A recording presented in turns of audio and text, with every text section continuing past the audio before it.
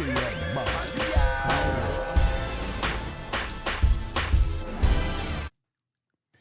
I think a lot of it right now is just plain out distraction. A lot of it's plain out distraction. You know, you Uh, 99% of what you see on CNN and Fox News is to keep you distracted and not focus on what really matters. nah, you know, it's and that's the hardest part. I've seen people who they get caught up in what's going on. Me personally, I'm like, I want to watch the news sometimes. I think it's the greatest reality show in the world, you know, but at the same time, I'm just like, you're on the verge now of trying to create something, because I saw a post today where they were talking about the world is getting ready to fork again. But I know what you're hear about saying, and I didn't hear the details on the world's about to go fork again, getting ready to fork again. What's the details on that? So the whole thing about that, they're saying that it's going to be split between creators and consumers. Right. Which kind of makes sense. That makes sense. Because if you look at it right now, all right, even right now in the realm that we're in, all right, we're just one of many podcasts that are out there. We just happen to be a bunch of creative people putting everything together and understanding, hey, look, if we got an idea, let's do it. Yeah, let's make something happen. Yeah. And then you have a lot of people who are like, I'm not that kind of person. But then and they want to consume and see what's going on. Right. And a lot of times I realized a long time ago where if you are consuming a lot of your perspective is being told to you. You know, you're actually being told what to think. You know, and you're gonna formulate your opinion. That's cool. But a lot of times people are looking just for the loudest voice in the room to bring them out of the darkness. And I'm starting to understand that now. And a lot of the time, the loudest voice in the room ain't saying nothing. They ain't saying nothing. Right? They're saying some really, really, really. They're saying what you want to hear. Right? Exactly. And for the people out there, I'm sure y'all heard this before. News, negative energy, worldwide service. Don't get caught up in that. Don't get caught up in that. No, that's the first time I heard that. Hold on a second. That's a deep one. Yeah, news, negative energy, worldwide service. Don't get caught up in all the bull. You know, like, for the most part, you know, and people have that in the back of their brain, in the subconscious, or at the front of their mind, you know, like what the news is putting out there is just to keep you sidetracked. Anytime something is going on in the world, you got a big world tour. You know what I mean? You got the Usher Chris Brown tour, keep people sidetracked. Or you got the big Jay-Z concert in New York. Or you got the Kanye West concert in LA. Or Kanye West concerts getting canceled in Europe. You know what I mean? Like, it's just keeping people distracted. Like, that's what the conspiracy theorists say. But when you think about it, it's actually real. It's reality, you know? Right. You got all this stuff happening around the world. War in the Middle East, war in Russia, Ukraine, you know, economic inflation, economic war, energy crisis, all these things jumping off. But when it comes down to it, the only thing you can control is your household, your family, your income, your groceries, your bills, you know what I mean? Your investments, you know, your friend group. That's the only thing you could control. Right. You know, like, the vote matters, but that's only every 4 years. Right. What you doing in between that? That's the part that catches me, because it's like I see people, they'll get upset. You know, we voted him in office. That was 4 years ago. Okay, like, what were you expecting to happen within 4 years? Like, what do you do in 4 years? This is not Dragon Ball Z. We're not trained to fight the Saiyans. You know, you got like, and it's just a lot of flip flopping. Like, whoever's in office is blaming whoever was in office prior. Oh, I'm fixing those things. That's all. And then in a couple years, when someone else is in office, hopefully blame the last person. That's what I'm saying. You know, so at some point in time, you know what? Hold on, let's revisit that one. You said that was called news, right? News, negative energy worldwide service. They keep pumping that. You know what I mean? Because I can see that. That's dope. That's dope. We adding things. You gotta hit them with the power up. Hold on, right there. Boom. Ha, Varski. That's what I'm talking about. Hey, look, honestly, when you think about it, right? What you said is absolutely right, because I'm looking at it like I remember when I was working at a place a long time ago, right? And this is that, everywhere you go in life, there's something there meant to shift your mentality. Yeah. Right? It's like you can work at McDonald's, but everybody there has a similar mentality. But sometimes you get that next level. Okay, you know what? I'm learning how to leave the house, get out here, and go grind for what I want. Okay, perfect. Yes. Right? All right. So then you know what? That's not meant to be the end all be all. So if you get promoted there, you know what? I'm going to go into another level here, but I'm starting to see things different. The mentality you have at that level when you first started, it shouldn't be the same mentality you have when you leave. Yeah, no, I agree. I agree. Like, as a youngster, you want to get out into the work world. Right. You're working in retail, you're working at the mall, you're working just like at a small shop or a small business, but essentially you want to move up. You want to be a manager. You want to be a CEO. And you've seen that over time and time again. A lot of the successful people, they used to have regular jobs and they said, you know what? F the manager. I'm going to do my own thing. Right. They grinded. They struggled. People was naysaying. They say, you can't do that. How you going to make it? How you going to make ends meet? And they just figured it out. Of course. All right. The reason why I say that, because I remember years ago when I started at a place, all right, and one of my trainers said to me, I used to work on the news. Right? And when I work on the news, you would actually see the hooks that they use to keep the real people in. Right. So they'll tell you things like, oh, you know what? This could be killing you instantaneously. And if you're doing it, you might only have 10 days to live. But 9 times out of 10, that's not the reality of it. No, like they say, listen to what they do. Go ahead. Yeah. Right. They'll be like, this can be killing you. You could have 9 days to live. Tune in at 11 to find out. Wow. And that's the hook. Hold on a second. This could be killing me right now. And I could only have 10 days to live, but I got to tune in at 11 to find out what. Yeah, we're gonna make you wait because we want those viewership, right? So come back at 11.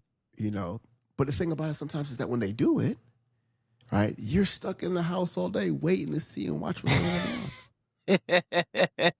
You're stirring in the house. Oh no! Oh man, I can't believe. I still remember one time I'm out in California with my sister, right, and I'm just talking and I'm watching the news, what the president is doing at the time, right? And they're watching it, they're glued in to the point where I'm like, the phone died. I'm like, nah, I got a charger. I'm sorry. That's wild. So you just miss out. Like, all right. And then you could see it's physically starting to drain them, right? And I'm like, no, man, you can't, like, I'm starting to understand more about programming. It is programming. Right. I realize how deep this programming actually goes because you start to worry. Like, again, I'll always credit you to this because we sat here before and we've seen all the secrets. Right. And I think the problem that everyone had with The Secret is that everyone is looking for a magic word. Yeah, the instant gratification. Right. Yeah. They say, you know what? I watch this and I just wish for $1 million and it happens. No, the $1 million comes from the actions that you're putting in to get the $1 million. Yeah, like you gotta mentally focus on it, write it down, visualize it, but then you gotta get up and go put in that work. right? For You know what I'm saying? People who are big Bible believers, faith without works is dead. That's what faith without works. That's it right there. Right, you got to put the work in no matter what. That's what I'm saying. You know, 'cause you sit back and you think about it, right? I think, who was it? Somebody said there's a whole generation of basketball players who believe that you just run out there and shoot threes, right? Not realizing that Steph Curry probably shoots over 2,000 or 3,000 threes a day. Oh man, what was it? Jordan with Jordan and Kobe Bryant. They would put up like, 400 or 500 shots a day. A day, right? And then go to the gym, practice with the team. They would do that by themselves. No trainer, nobody. Right. You sit back and you look at it. Look at LeBron. What we always talk. Somehow we always end up on LeBron Well, you know what? They don't call him the king for no reason. Like, he puts in the work, and that's why he gets the credit. That's why he gets the credit. And the thing is, when you got your kids up under you doing just as good, or on the forefront, on the verge to do even better than you, you can't front. But that's doing it right. Even LaVar Ball, man. You remember you saw LaVar Ball used to talk about man, he used to put he brought his 3 sons in the biz. Right? And everybody was like, you put a target on his back. What he's supposed to do as a dad? I'm not mad at LaVar Ball. Like, he jockeyed for those spots for his kids. And when his kids came in, he got them the right contracts. He said, no, I'm going to do the marketing. I'm going to do the promotion. This is going to be the brand that they're going to push. We're going to push the Ball brand, which is the family brand. Right. You know what I'm saying? And they pushed it. They made it happen till his leg fall off. Right. You know what I mean? Like, I give him all the credit. That's the thing for me, man. It's like, those are people who you got to focus on what's there, right? Mm-hmm. Everything that we do right now, I'm starting to realize, is some type of a distraction. I almost feel like a lot of the music that we listen to is a distraction, right? The music's a distraction. The naysayers a distraction. The people in public's distraction. There's so many distractions. It's the craziest thing. Like, I started to say, okay, so let's go to the music for a second, right? Mm-hmm. You looking at the music, and they're talking about this life that you want to live, and you probably could get something like that, or you could be happy in where you are. But the one you're trying to get to, you're sacrificing everything that you have to get to that life. Well, okay, this is a great starting point. The music. When I was growing up, it was in the 90s. You had like BDP. You had remember that joint Self-Destruction. You're heading for self-destruction. It was Positivity. Native Tongues. You had Tribe Called Quest, De La Soul, Queen Latifah, Moni Love. Like, they're coming with that consciousness. Black Sheep, Positivity, like Move Up. Be a father to your child. All these positive. Even Tupac, when he came up, you know what I mean. Like his Brenda's Got a Baby. Like, positive narratives. Dear Mama. Like, music was conscious. But then over time, the powers that be started only giving big contracts and big deals to the people that were like bringing the inner cities, the ethnic communities down, keeping them trapped. Of course. And man. I'm not mad at the person that came up, because they're just telling the reality of it. You see what I'm saying? They ain't no lie. But the thing is, it was keeping the inner city youth, the urban community, down. But that's where the whole term, that I feel like the real manifestation of the term industry plant came in. Right? Because if you think about it, right? Remember what they said? I don't know if you ever saw the documentary. I forgot which one it was, but they were saying people don't realize that when you listen to the older music, right? I can't believe hip hop now is golden oldies, right? Yeah, that's what I'm saying. You know, Wow, it's you the know, classics. it's the classics now. But if you listen to the classics from back in the day, right? What's the Mm-hmm. first thing they say was these cats were real life gangsters. Mm-hmm. They were all And gangsters, but they were rapping because they wanted they were rapping to get away from the gangster. that's what I'm saying. You They know, were trying to get out. Like they're trying to get out of even it, with basketball and football, they were trying to get out. right? I see now cats playing basketball and they want to be in it, Mm-hmm. right?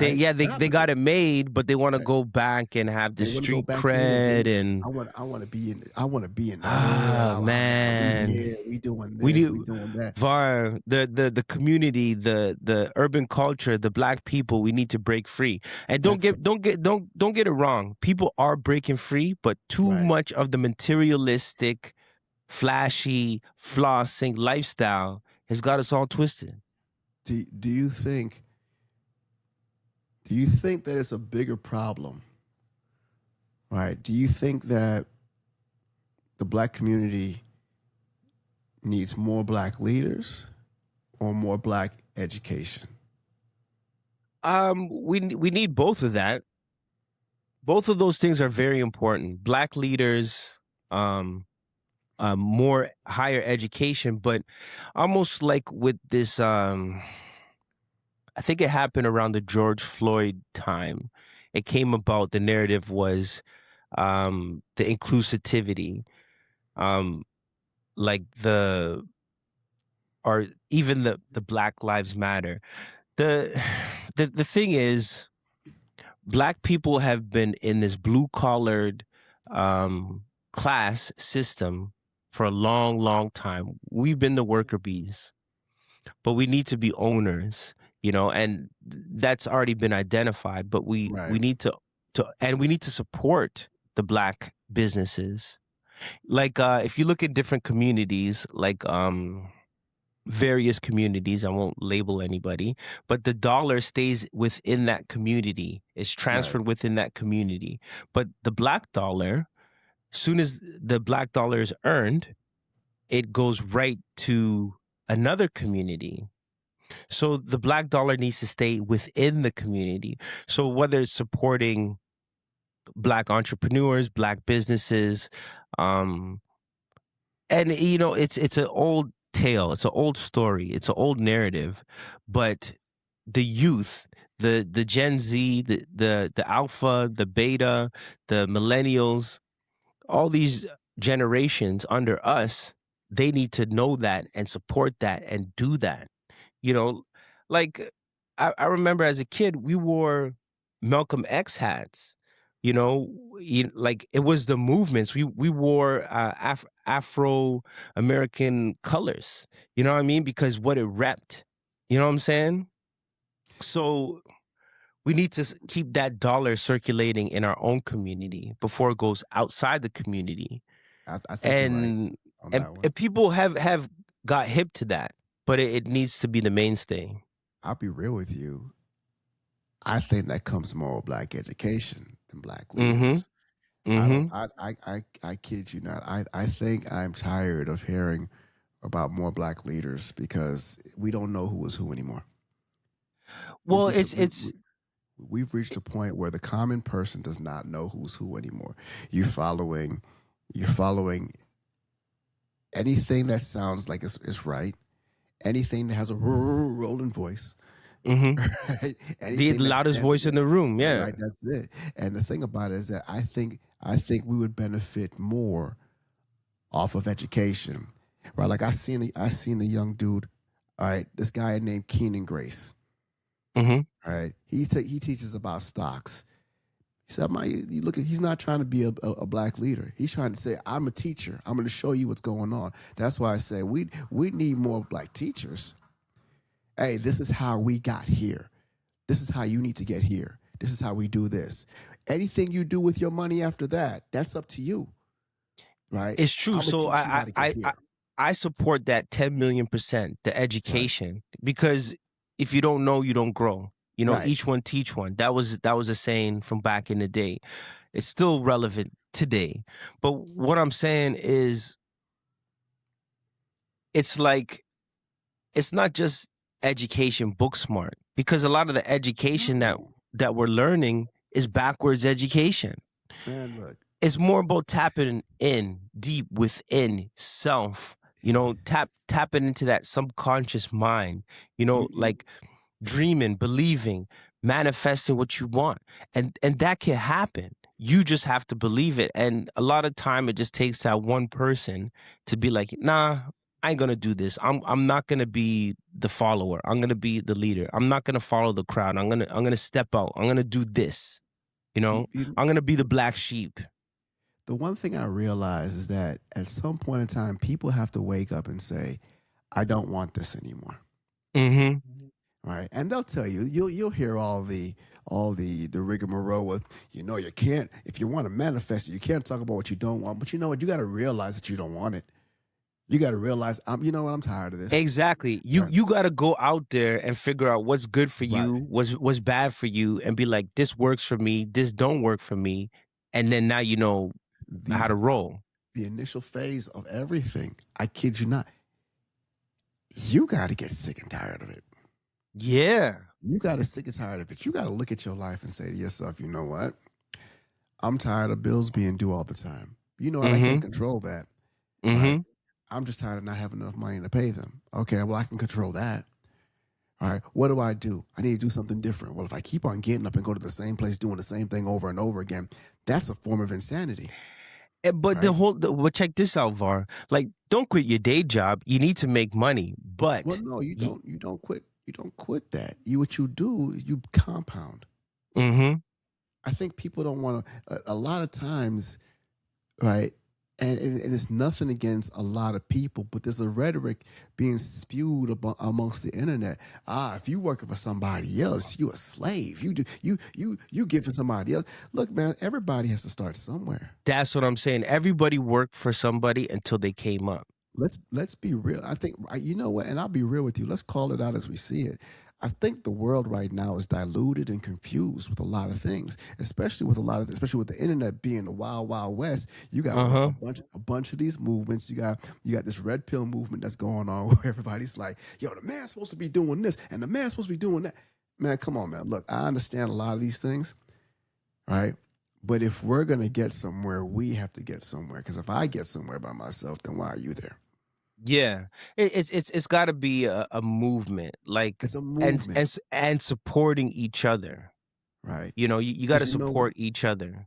Because you know what, I'm what it is that I watched every single movement over the past 3-4 decades, right? Mm-hmm. You know what killed Black Lives Matter? People think it's no. The moment they made it about black men versus black women, right? Oh, who struggled more, black men or black women? Oh, guess what? Now all of a sudden, it's more about women. Oh, here we go. Everybody's Here we go. struggling.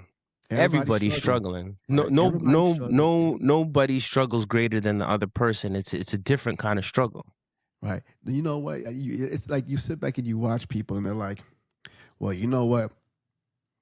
He got punched in his face, but it's worse when she got punched in the face. Well, it's worse because he got punched in the face because the person who punched him was white." Well, hold on a second. I realize everybody getting punched in the face, right? I don't know if anybody does anybody realize that? How about just no more violence? Let's stop just getting punched building in the face first and foremost. So, yeah. Let's work out a way to stop getting punched in the face. Yeah, right? And then we can build over there, because guess what? Now we have something to build upon. We tired of getting punched in the face. Mm-hmm. Nobody wants to get punched in the face. That hurts.